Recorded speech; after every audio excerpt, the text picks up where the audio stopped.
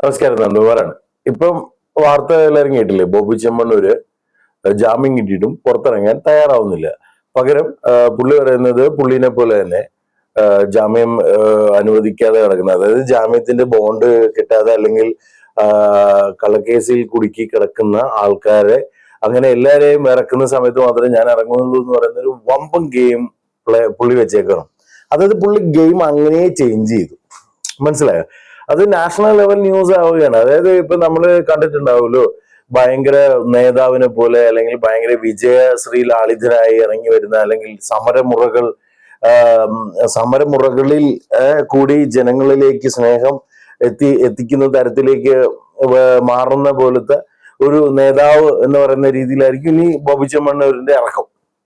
അവിടെ എന്താണെന്ന് വെച്ചാല് ഈ ബിസിനസ് മാൻ അല്ലെങ്കിൽ ബിസിനസ് തിങ്കിങ് എന്ന് പറയുന്നത് വല്ലാത്തൊരു തിങ്കിങ് പ്രോസസ്സാണ്. നമുക്ക് കറണ്ട് സിറ്റുവേഷൻസ് വെച്ചിട്ട് ബിസിനസ് വ്യക്തികളെ അളക്കാൻ പറ്റത്തില്ല. കാര്യം അവരെപ്പോഴും ഫ്യൂച്ചർ കണ്ടിട്ട് ഭാവി ഭയങ്കരമായിട്ട് ദീർഘവീക്ഷണത്തോടുകൂടി ഭാവി കണ്ടിട്ട് കളിക്കുന്ന ആൾക്കാരാണ്.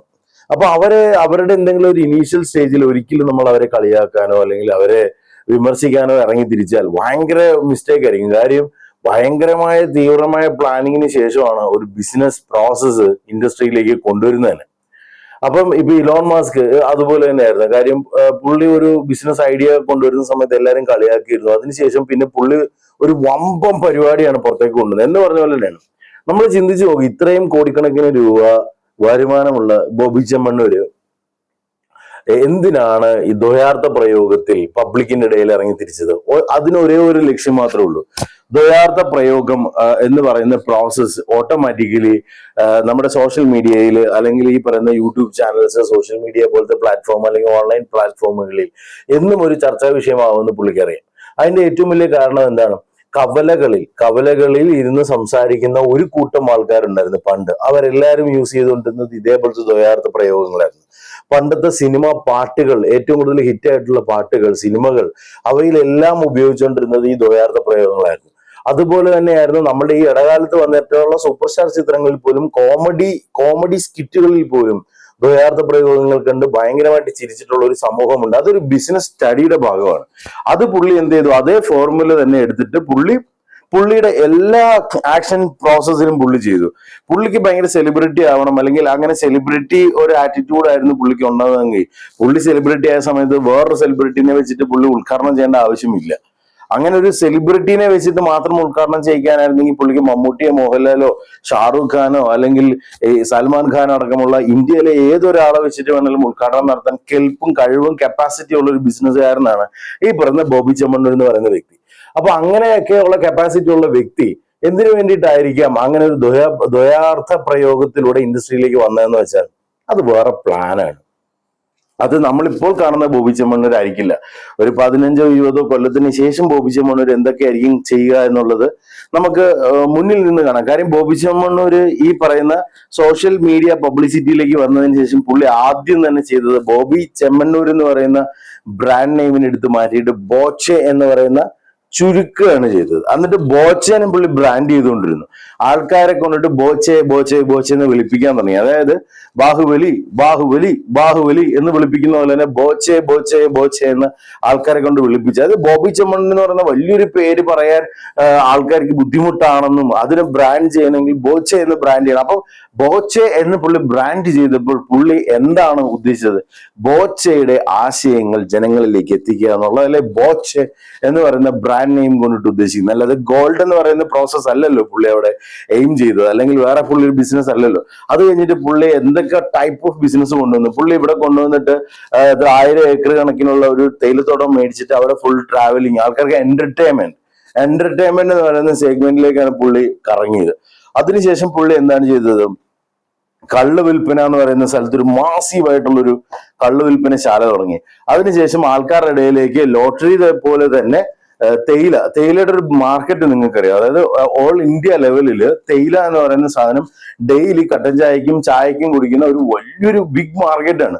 അപ്പൊ ആ മാർക്കറ്റിലേക്ക് പുള്ളി എൻട്രി ആകാൻ വേണ്ടിയിട്ട് ലോട്ടറിയുടെ സെഗ്മെന്റിൽ പോലെ തന്നെ പുള്ളി പൈസകൾ കൊടുത്തിട്ട് ഈ സാധനത്തിനെ പർച്ചേസ് ചെയ്തു. അപ്പൊ ഈ 40 രൂപ കൊടുത്തിട്ട് തേയില മേടിക്കാൻ ഇറങ്ങി വരുന്നത് ഒരിക്കലും BMW ഉള്ളവനോ അല്ലെ ബെൻസ് ഉള്ളവനോ ആയിരിക്കില്ല, സാധാരണക്കാരനായിരിക്കും.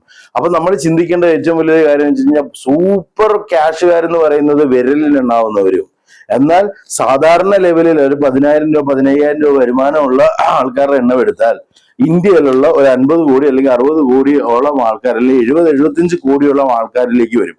ആ 75 കോടി ആൾക്കാരും ബോച്ചെ എന്ന് പറയുന്ന ഒരു വിളിക്കുമ്പോൾ പെർ ഡേ 1 രൂപ വെച്ച് ഈ പുള്ളിക്ക് കൊടുത്താൽ പെർ ഡേ പുള്ളിയുടെ വരുമാനം 70 കോടി 80 കോടി എന്ന് പറയുന്ന വലിയൊരു മൾട്ടിപ്പിൾ ഗെയിമിലേക്കാണ് അത് മാറുക. അപ്പൊ അങ്ങനത്തെ ഒരു ഉദ്ദേശത്തോടു കൂടി പുള്ളി കറക്റ്റ് ആയിട്ട് തൊഴിലാർത്ഥ പ്രയോഗത്തിൽ പോവുകയും ഇപ്പൊ നമ്മളുടെ മാധ്യമത്തിന്റെ, അതായത് ഇപ്പൊ ഒരു കേസിൽ പെട്ട അകത്ത് പോകുന്ന സമയത്ത് നാഷണൽ ലെവൽ ന്യൂസ് ആയിരുന്നു അത്.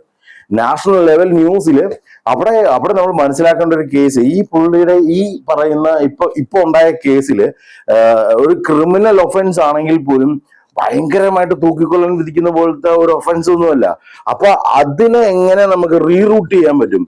ഇപ്പൊ പുള്ളിക്ക് കളിച്ച ഗെയിം അതാണ് ഗെയിമിന്റെ ഫസ്റ്റ് ഇനീഷ്യൽ സ്റ്റേജ്. അതായത് ജാമ്യം കിട്ടി അകത്ത് ചെന്നപ്പോൾ ആള് പറയാണ്, ഞാൻ ഇപ്പൊ പുറത്തിറങ്ങുന്നില്ല, ഞാൻ ബോണ്ടിൽ ഒപ്പിടുന്നില്ല, ഒരു കാര്യം ചെയ്യൂ, ന്യൂസിൽ വന്നേക്കുന്ന കാര്യം ഞാൻ പറഞ്ഞത്, അതായത് ഒരു കാര്യം ചെയ്യൂ, എന്നെ പോലെ തന്നെ ഇവിടെ ജാമ്യം കിട്ടാൻ സാധ്യത ഉണ്ടായിട്ടും ബോണ്ടുകൾ വെക്കാൻ സാധ്യത ഉണ്ടായിട്ടും അതൊന്നും ചെയ്യാൻ പറ്റാതെ ഗതികേടും ബുദ്ധിമുട്ടുമായിട്ട് കിടക്കുന്ന ആൾക്കാർക്ക് ജാമ്യം കൊടുക്കാതെ ഞാൻ വരില്ല എന്ന് പറയുന്ന ഭയങ്കര ഒരു പ്രോസസ്സ് പുള്ളി വെക്കുമ്പോൾ ഓൾ ഇന്ത്യ ലെവലിലുള്ള ജയിലുകളിലേക്ക് ഈ ന്യൂസ് സ്പ്രെഡ് ആവുകയാണ്.